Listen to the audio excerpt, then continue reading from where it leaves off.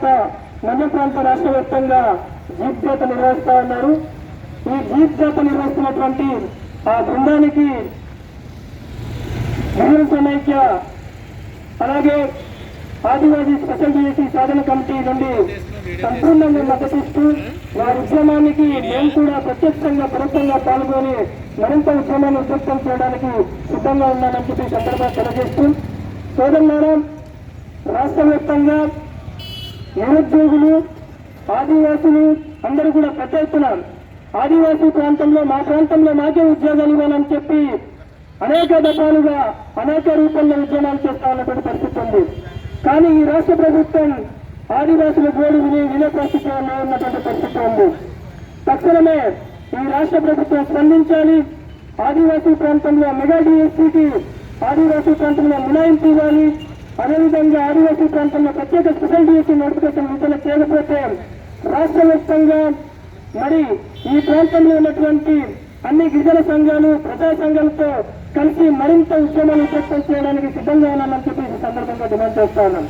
ఇప్పటికైనా ఈ రాష్ట్ర ప్రభుత్వం ఆదివాసుల మనోభావాన్ని గౌరవించి ఆదివాసీ చట్టాలను హక్కులను గౌరవించి ఈ రాష్ట్రంలో ఉన్నటువంటి నిరుద్యోగులకు యువతకు ఉద్యోగ ఉపాధి అవకాశాలు కల్పించాలని చెప్పేసి ఈ సందర్భంగా విజ్ఞప్తి చేస్తానని డిమాండ్ చేస్తాను.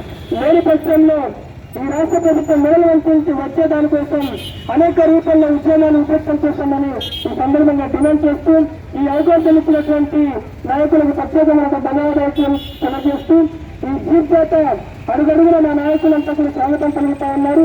నిరుద్యోగ యువతంతా కూడా ఈ ఉద్యమానికి సంపూర్ణంగా మద్దతిస్తా ఉన్నారు. అలాగే ఉద్యమానికి ముందు యువత రావాలని చెప్పేసి సందర్భంగా విజ్ఞప్తి చేస్తూ ధన్యవాదాలు. ఉండడంతో నంబర్ 3 కొట్టడంతో మన ఆదివాసీ ప్రాంతాలంతా కూడా ఉద్యోగాల కోసం బయట ప్రాంతాల నుండి వస్తున్నారు. ఏకలవ్య స్కూల్లో వాళ్ళందరూ వస్తున్నారు. అలాగే ఐసీసీఎస్ లో వస్తున్నారు. అలాగే ఇంకా అనేక కస్తూర్బా స్కూల్స్ లో వస్తున్నారు. మెడికల్ కాలేజీలో వస్తున్నారు. మరి ఆ విధంగా ఆదివాసుల యొక్క నోట్లో ముద్దనే లాక్కునే ప్రయత్నం జరుగుతుంది. అది చేస్తే కుదరదు. అందుకే మనకు ఉద్యోగాలు ఇవ్వాల్సిందని చెప్పి మేము గట్టిగా అడుగుతున్నాం. అందుకే జియో నంబర్ 3 ఉండడంతో మనకు 18 రకాల డిపార్ట్మెంట్లో 34 రకాల ఉద్యోగాలు మనం పొందాం. అలాగే సచివాలయ ఉద్యోగాలు అవ్వచ్చు, ఏఎన్ఎంలు అవ్వచ్చు, అంగన్వాడీలు అవ్వచ్చు, అలాగే అన్ని రకాల ఉద్యోగాలు వీళ్ళు పొందామంటే ఆ జియో నంబర్ 3 ఉండడంతోనే. అందులో కొంతమంది గిట్టని నాన్ డ్రైవర్స్ సుప్రీంకోర్టుకు వెళ్ళి ఆ జియో నంబర్ కొట్టించారు. కానీ ప్రభుత్వానికి అధికారం ఉంది. అలాగే రాజ్యాంగంలో మన షెడ్యూల్ ఏరియాలో ప్రత్యేక చట్టాలు ఉన్నాయి. ఈ ఆదివాసీ ప్రాంతాల్లో అడవి భూమి రాజవనాలు అంతా కూడా ఆదివాసులకే దక్కుతుంది, రిజర్వేషన్ ఉంది.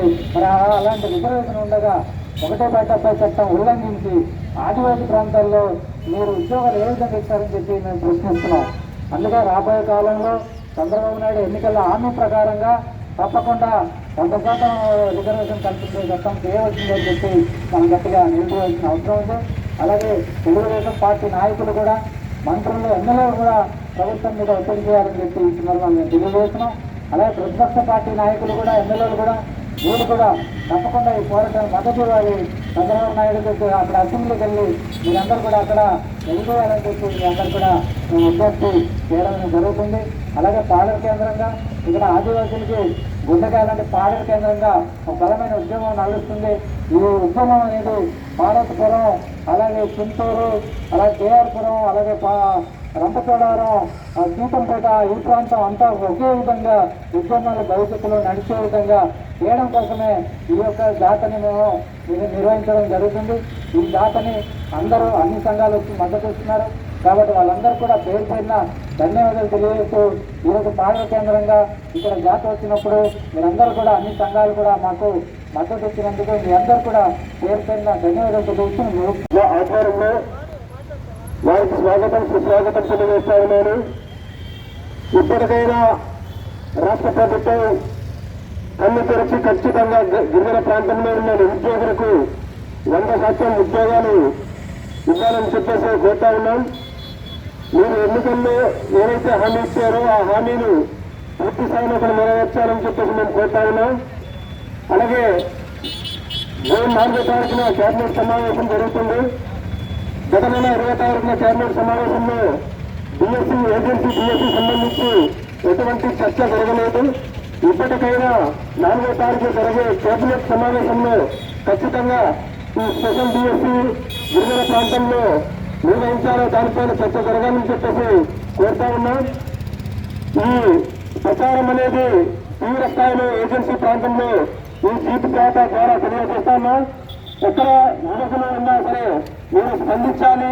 ఖచ్చితంగా భవిష్యత్ అంతా మన ఈ జీవోలని కాలవాసే పరిస్థితిని తీసుకొస్తున్న ఈ ప్రభుత్వాలు దీన్ని అడ్డుకట్ట వేయాలంటే యువత మొత్తం అన్నా కూడా మీరు తెలుసుకొని ముందుగా మన ప్రాంతాన్ని మన హక్కుల్ని కాపాడుకునే ముందుకు రావాలని చెప్పేసి కోరుతా ఉన్నాను.